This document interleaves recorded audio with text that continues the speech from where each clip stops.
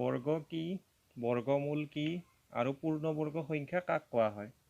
মানে কোনো এটা সংখ্যাৰ বৰ্গ কেনেকৈ উলিওৱা হয়, কোনো এটা সংখ্যাৰ বৰ্গমূল কেনেকৈ উলিওৱা হয় আৰু পূৰ্ণবৰ্গ সংখ্যা কোনবিলাক হয় তাক আমি প্ৰথমতে জানি লোৱা উচিত আৰু তোমালোকক মই বুজাবলৈ চেষ্টা কৰিম।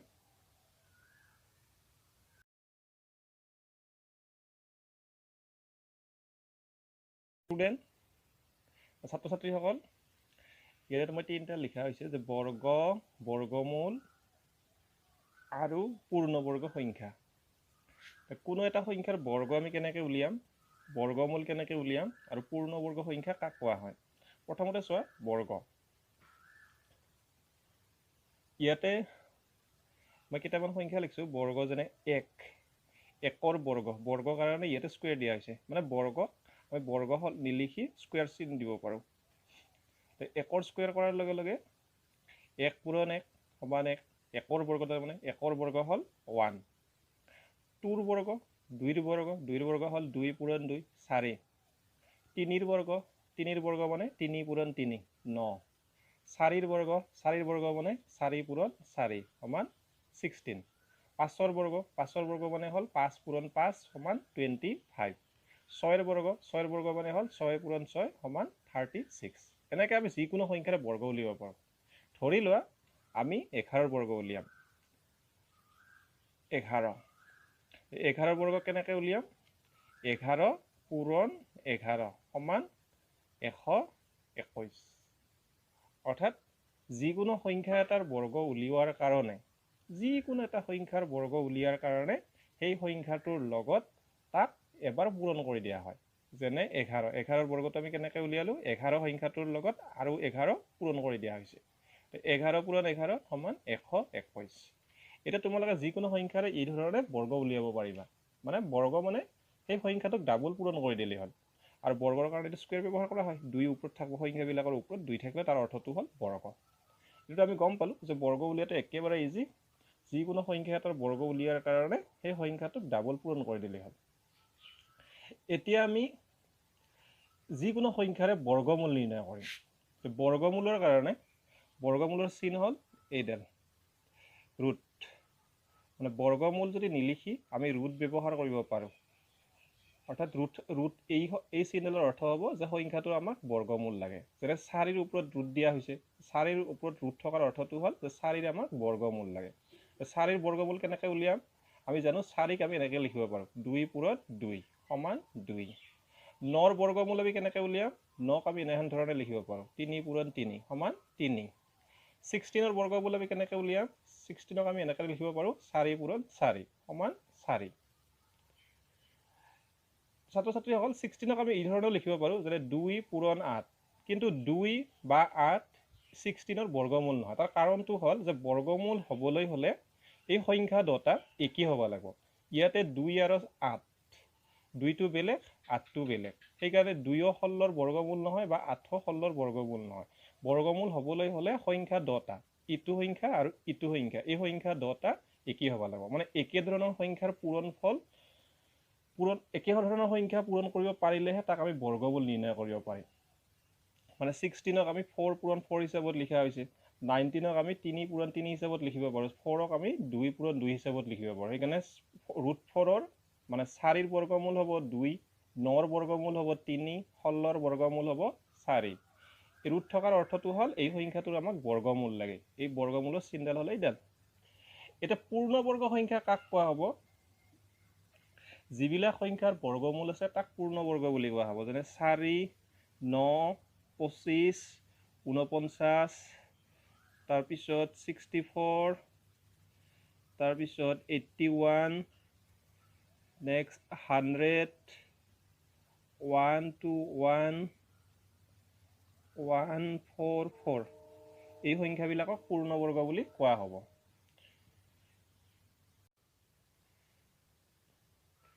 গতিকে ছাত্ৰ-ছাত্ৰীসকল, তোমালোকে নিশ্চয় বুজি পালা বৰ্গ কি, বৰ্গমূল কি আৰু পূৰ্ণবৰ্গ সংখ্যা কাক কোৱা হয়। পূৰ্ণবৰ্গ সংখ্যাৰ ক্ষেত্ৰত তোমালোকে মনত ৰাখি ল'বা, যিবিলাক সংখ্যাত বৰ্গমূল আছে সেইবিলাক সংখ্যাক পূৰ্ণবৰ্গ বুলি কোৱা হয়। আৰু বৰ্গমূল থকা সংখ্যা যেনে 4ৰ আছে, 9ৰ আছে, 25ৰ আছে, 49ৰ আছে, 64ৰ আছে, 81ৰ আছে, 100ৰ আছে, 121ৰ আছে, 144ৰ আছে। এতিয়া তোমালোকৰ মনত এটা প্ৰশ্ন হ'ব পাৰে যে 10 এটা পূৰ্ণবৰ্গ সংখ্যা হয় নে নহয়? 10 এটা পূৰ্ণবৰ্গ সংখ্যা নহয়, কাৰণ 10ৰ কোনো ধৰণৰ বৰ্গমূল নাই। কাৰণ আমি 10ক এনেধৰণে লিখিব পাৰোঁ 2 পূৰণ 5, 2 এটা বেলেগ সংখ্যা, 5 এটা বেলেগ সংখ্যা। গতিকে 2ও 10ৰ বৰ্গমূল নহয় আৰু 5ও 10ৰ বৰ্গমূল নহয়, সেইকাৰণে 10টো পূৰ্ণবৰ্গ সংখ্যা নহয়। ঠিক আছে, গতিকে এতিয়া আমি অনুশীলনীৰ অংকবিলাক কৰাৰ কাৰণে চেষ্টা কৰিম যে বৰ্গমূল আৰু পূৰ্ণবৰ্গ সংখ্যাৰ ওপৰত অনুশীলনী 6.1 এইটো কৰাৰ কাৰণে চেষ্টা কৰিম। অনুশীলনী 6.1 পৃষ্ঠা 107, ইয়াৰে নাম্বাৰ 1, 1 নম্বৰ প্ৰশ্ন। 1 নম্বৰ প্ৰশ্ন আছিল যে 1ৰ পৰা আৰম্ভ কৰি 200লৈ কিমানটা পূৰ্ণবৰ্গ আছে? ছাত্ৰ ছাত্ৰীসকলক তোমালোকক প্ৰশ্ন কৰিছে যে 1ৰ পৰা আৰম্ভ কৰি 200লৈকে কিমানটা পূৰ্ণবৰ্গ সংখ্যা আছে? তোমালোকক এইমাত্ৰ মই ক'লোঁ যে পূৰ্ণবৰ্গ সংখ্যা সেইবিলাক যিবিলাক সংখ্যাৰ বৰ্গমূল আছে। এতিয়া আমি প্ৰথম 1ৰ পৰা ষ্টাৰ্ট কৰি যাওঁ যে কোনবিলাক সংখ্যাৰ বৰ্গমূল আছে।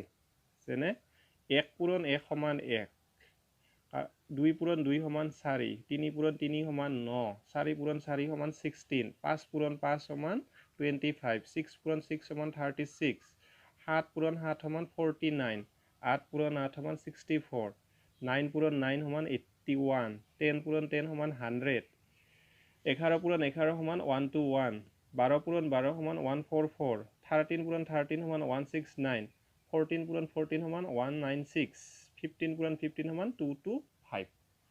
চ' ষ্টুডেণ্ট, ইয়াৰে 1ৰ বৰ্গমূল হ'ল 1, 4ৰ বৰ্গমূল হ'ল 2, 9ৰ বৰ্গমূল হ'ল 3, 16ৰ বৰ্গমূল হ'ল 4, 25ৰ বৰ্গমূল হ'ল 5, 36ৰ 6, 49ৰ 7, 64ৰ 8, 81ৰ 9, 100ৰ 10, 121ৰ 11, 144ৰ 12, 169ৰ 13, 196ৰ 14 আৰু 225ৰ 15। গতিকে যিহেতু এই গোটেইকেইটা সংখ্যাৰ 1, 4, 9, 16 এই গোটেইবিলাক সংখ্যাৰে বৰ্গমূল আছে, গতিকে এই গোটেইকেইটা সংখ্যাকে আমি পূৰ্ণবৰ্গ সংখ্যা বুলি ক'ব পাৰিম। এতিয়া আমাক লাগে 1ৰ পৰা 200ৰ ভিতৰত থকা পূৰ্ণবৰ্গ সংখ্যাবিলাক কি কি বা কেইটা পূৰ্ণবৰ্গ সংখ্যা আছে। গতিকে ইয়াতে 1ৰ পৰা 200ৰ ভিতৰত থকা পূৰ্ণবৰ্গ সংখ্যা ইয়ালৈকে হ'ব 196লৈকে, কাৰণ 225টো 200তকৈ ডাঙৰ। গতিকে তোমালোকে ইয়ালৈকে লিখিব লাগিব 1ৰ পৰা 196লৈকে। চ' ইয়াৰে এনচাৰটো হ'ব 1ৰ পৰা আৰম্ভ কৰি 200লৈ পূৰ্ণবৰ্গ থকা সংখ্যাবোৰ হ'ল 1, 4, 9, 16, 25, 36, 49, 64, 81, 100, 121, 144, 169, 196। এতিয়া প্ৰশ্নটো আছিল যে মুঠ পূৰ্ণবৰ্গ সংখ্যা কিমানটা আছে? এতিয়া তোমালোকে গণনা কৰিলে হ'ল 1, 2, 3, 4, 5, 6, 7, 8, 9, 10, 11, 12, 13, 14, অৰ্থাৎ মুঠ পূৰ্ণবৰ্গ সংখ্যা আছে 14। 1ৰ পৰা 200ৰ ভিতৰত মুঠ পূৰ্ণবৰ্গ সংখ্যা আছে 14টা। তাৰমানে এই 14টা সংখ্যাৰ বৰ্গমূল আছে। বৰ্গমূল থকাৰ কাৰণে এই 14টা সংখ্যাক পূৰ্ণবৰ্গ সংখ্যা বুলি কোৱা হৈছে। যদি বৰ্গমূল নাথাকে তেনেহ'লে তাক পূৰ্ণবৰ্গ সংখ্যা বুলি কোৱা নহয়। যেনে 1 আৰু 200ৰ ভিতৰত 1 আৰু 200ৰ ভিতৰত থকা যিকোনো এটা সংখ্যা, ধৰি লোৱা 50, 1 আৰু 200ৰ ভিতৰত 50 এই সংখ্যাটো আছে। 50টো পূৰ্ণবৰ্গ সংখ্যা হয়নে নহয়? 50টোক আমি এনেধৰণে লিখিব পাৰিম যে 1 পূৰণ 50 নাইবা 2 পূৰণ 25 নাইবা 5 পূৰণ 10। ইয়াৰে চোৱা, 1 এটা বেলেগ সংখ্যা, 50 এটা বেলেগ সংখ্যা, 2 এটা বেলেগ সংখ্যা, 25 এটা বেলেগ সংখ্যা, 5 এটা বেলেগ সংখ্যা, 10 এটা বেলেগ সংখ্যা। যিহেতু একেটা বেলেগ বেলেগ সংখ্যাৰ পূৰণফল, সেইকাৰণে 50 পূৰ্ণবৰ্গ সংখ্যা নহয়, অৰ্থাৎ 50ৰ কোনো ধৰণৰ বৰ্গমূল নাই। কিন্তু এইবিলাক সংখ্যাৰ এই গোটেইবিলাক সংখ্যা, যিকেইটা সংখ্যা তোমালোকৰ ইয়াৰে পূৰ্ণবৰ্গ বুলি কোৱা হৈছে, গোটেইকেইটা সংখ্যা একে একে সংখ্যাৰ পূৰণফল যেনে 16 4 পূৰণ 4 25 5 পূৰণ 5 সেইকাৰণে এই সংখ্যাকেইটাক কোৱা হৈছে পূৰ্ণবৰ্গ সংখ্যা বুলি ঠিক আছে এইটো হ'ল 1 নম্বৰৰ উত্তৰ তোমালোকে কৰি ল'বা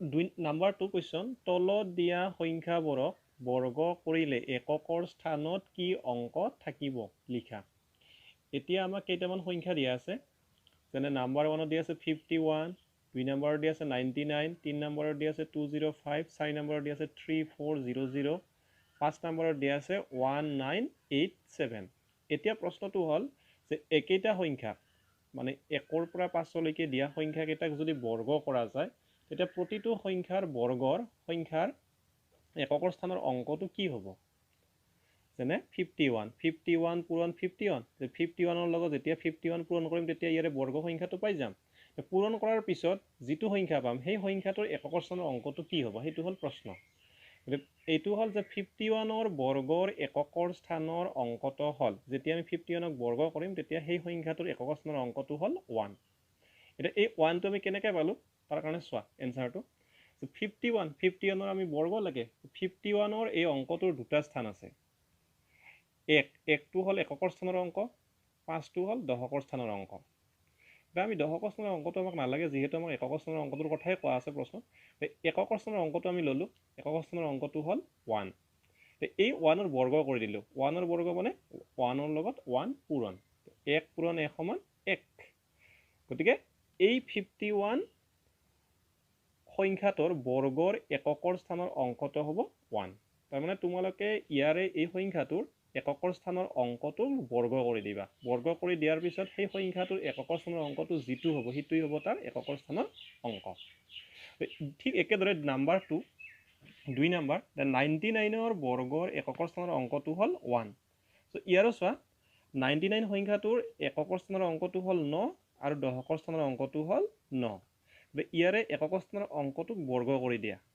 দিয়াৰ লগে লগে 9 পূৰণ 9 81 81 ৰ এককৰ স্থানৰ অংকটো হ'ল 1 সেইকাৰণে 99 বৰ্গৰ এককৰ স্থানৰ অংকটো হ'ল 1 মানে যেতিয়া 99 ক বৰ্গ কৰা হ'ব তেতিয়া তাৰ এককৰ স্থানৰ অংকটো হ'ব 1 আৰু এইটো তোমালোকে এককৰ স্থানৰ অংকটো বৰ্গ কৰি উলিয়াব পাৰিবা এইটো এককৰ স্থানৰ অংকটো ঠিক একেদৰে নাম্বাৰ 3 205 ৰ বৰ্গৰ এককৰ স্থানৰ অংকটো হ'ব 5 সো 5 কেনেকৈ পালো এইটো চোৱা 205 এই সংখ্যাটোৰ এককৰ স্থানৰ অংকটো হ'ল 5 দশকৰ স্থানৰ অংকটো হ'ল 0 শতকৰ স্থানৰ অংকটো হ'ল 2 এই দুটা অংক আমাক নালাগে আমাক লাগে একক স্থানৰ অংকটো গতিকে একক স্থানৰ অংকটো মানে এই সংখ্যাটো একক স্থানৰ অংকটোক বৰ্গ কৰি দিয়াৰ লগে লগে 5 ৰ বৰ্গ হ'ব 25 5 পূৰণ 5 25 25 ৰ একক স্থানৰ অংকটো হ'ল 5 সেইকাৰণে 205 ৰ বৰ্গৰ একক স্থানৰ অংকটো হ'ল 5 প্ৰশ্নটো হৈছে এনে ধৰণৰ যে 8 ৰ বৰ্গৰ একক স্থানৰ অংকটো কি হ'ব তে 8 ৰ বৰ্গ বুলি কোৱাৰ লগে লগে 8 পূৰণ 8 64 মানে 8 ৰ বৰ্গ হ'ল 64 এই 64 সংখ্যাটোৰ একক স্থানৰ অংকটো হ'ল 4 এই একে ধৰণৰ প্ৰশ্ন ইয়াতে দিয়া হৈছে যে একেটা সংখ্যাৰ মানে 205 99 আৰু 51 তাৰপিছত দিয়া আছিল 34001987 একেটা সংখ্যাক যেতিয়া বৰ্গ কৰা হ'ব তেতিয়া তাৰ এককৰ স্থানৰ অংকটো কি হ'ব এতিয়া তোমালোকক 1 2 3 মই কৰি দিলো 4 আৰু 5 নিজে কৰি মই হোৱাটছএপত ফটো মাৰি তোমালোকে দিয়া লগতে এইটো তোমালোকে এই এনসাৰ কেইটা লিখি লোৱা ভালকে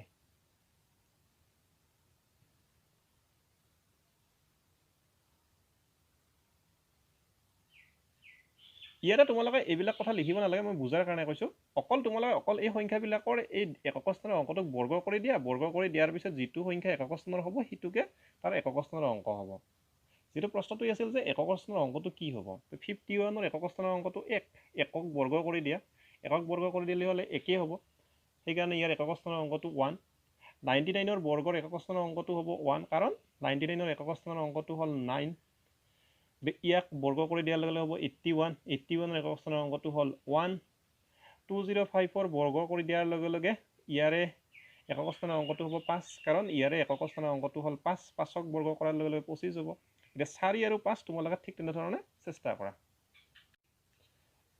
এতিয়া ছাত্ৰ ছাত্ৰীসকল তোমালোকে এটা কথা মনত ৰাখিব লাগিব যে সংখ্যাবিলাকৰ যিবিলাক সংখ্যাৰ এককৰ স্থানৰ অংক 2 3 7 আৰু 8 হয় তেনেবোৰ সংখ্যা পূৰ্ণবৰ্গ নহয়। মানে যিবিলাক সংখ্যাৰ একক স্থানৰ অংকটো হয় 2 হ'ব, নাইবা 3 হ'ব, নাইবা 7 হ'ব, নাইবা 8 হয়, তেতিয়া সেই সংখ্যাবিলাক পূৰ্ণবৰ্গ সংখ্যা নহয়। যেনে উদাহৰণস্বৰূপে 2 3 4 2 এই সংখ্যাটোৰ একক স্থানৰ অংকটো হ'ল 2। যেহেতু একক স্থানৰ অংকটো 2 গতিকে ই পূৰ্ণবৰ্গ সংখ্যা হ'ব নোৱাৰে। এই সংখ্যাটোৰ 6 9 2 8 3 ইয়াৰে একক স্থানৰ অংকটো হ'ল 3, সেইকাৰণে এইটো পূৰ্ণবৰ্গ সংখ্যা নহয়। তাৰপিছত এই সংখ্যাটোৰ 4 5 9 2 7 এই সংখ্যাটোৰ একক স্থানৰ অংকটো হ'ল 7, সেইকাৰণে ই পূৰ্ণবৰ্গ সংখ্যা নহয়। ঠিক একেদৰে 2 1 2 4 8 এই সংখ্যাটোৰ একক স্থানৰ অংকটো হ'ল 8, সেইকাৰণে ই পূৰ্ণবৰ্গ সংখ্যা নহয়। অৰ্থাৎ যিবিলাক সংখ্যাৰ একক স্থানৰ অংকটো হয় 2 হয়, নাইবা 3 হয়, নাইবা 7 হয়, নাইবা 8 হয়, তেনেহ'লে সেই সংখ্যাবিলাক পূৰ্ণবৰ্গ সংখ্যা নহয়। এইটো তোমালোকে মনত ৰাখিব লাগিব যে সংখ্যাবিলাকৰ যদি একক স্থানৰ অংক 2 3 7 আৰু 8 হয় তেনেহ'লে সংখ্যাবিলাকক পূৰ্ণবৰ্গ সংখ্যা বুলি কোৱা নহয়। এতিয়া আমি 3 নম্বৰ প্ৰশ্নটো সমাধান কৰিম যে তলৰ সংখ্যাবোৰ পূৰ্ণবৰ্গ নোহোৱাৰ কাৰণ উল্লেখ কৰা। নম্বৰ 3 প্ৰশ্ন। কেইটামান সংখ্যা দিয়া আছে 4 3 4 7 2 4 8 3 2 3 5 4 9 2 4 0 3 3 8 8 আৰু 1 8 2 0 0 0। এই 5টা সংখ্যা দিয়া আছে, এই 5টা সংখ্যা পূৰ্ণবৰ্গ সংখ্যা নহয়। নোহোৱাৰ কাৰণটো তোমালোকে লিখিব লাগে। চ' প্ৰথমটো 4 3 4 7 পূৰ্ণবৰ্গ নহয়, কাৰণ 4 3 4 7ৰ এককৰ স্থানৰ অংকটো হ'ল 7। এইমাত্ৰ মই তোমালোকক ক'লোঁ যে যদি 2 হয়, 3 হয়, 7 হয় আৰু 8 হয় তেনেহ'লে সংখ্যাকেইটা পূৰ্ণবৰ্গ নহয়।